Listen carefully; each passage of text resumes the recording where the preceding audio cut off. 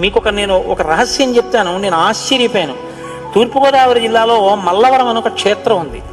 అక్కడ సుబ్రహ్మణ్యుడు, ప్రత్యక్ష సుబ్రహ్మణ్యుడు, ఇంతలా పాము కోనేటిలో స్నానం చేసి శివలింగాన్ని చుట్టుకుని ఉంటుంది.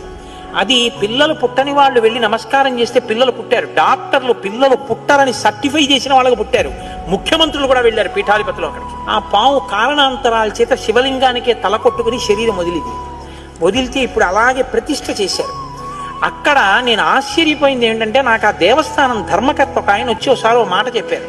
బిడ్డలు పుట్టరు అని డాక్టర్లు చెప్పేసినటువంటి వాళ్ళు సుబ్రహ్మణ్య షష్ఠి నాడు ఈ దేవాలయం వెనకాల పడుకుంటారు, వచ్చి బోర్లా పడుకుంటారు ఆడవాళ్ళు. వాళ్ళకి కునుకు పడుతుంది, కునుకు పట్టాక లేపేస్తాం. ఆ మరుసటి సంవత్సరం వాళ్ళు పసిపిల్లల్ని పట్టుకుని వస్తారండి అని చెప్పారు.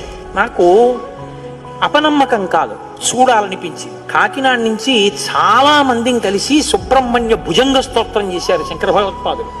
సుబ్రహ్మణ్య షష్ఠి నాడు ఆ దేవాలయంలో చదువుదామని అందరం కలిసి వెళ్ళాం.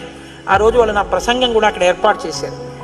మీరు నమ్మరు, నేను తెల్లబోయానండి.